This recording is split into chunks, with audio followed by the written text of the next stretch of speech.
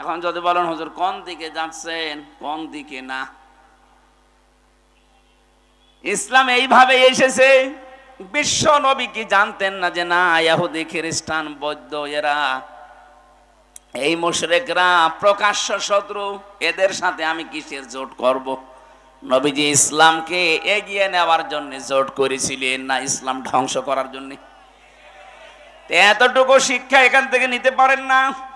আজ যারা সত্যি ইসলামের ধ্বজাধারী, সত্যি ইসলামকে যারা রাষ্ট্রীয়ভাবে এই 10 বছরের মতো দেখতে চায়, ওই মানুষগুলো যদি ইহুদি খ্রিস্টান মুশরিকদের মতো মানুষদের সাথেও জোট করা লাগে করবে। কারণ 13 বছর মায়ের খাওয়া ওয়াজ তো ভালোই শোনেন, 10 বছর রাষ্ট্রপতি ছিলেন, এই ওয়াজ শুনতে মনে চায় না? নবীজি তো 13 বছর মায়ের খেয়েছিলেন, আমরা তো অলরেডি 15 বছর মায়ের খেয়ে ফেলেছি।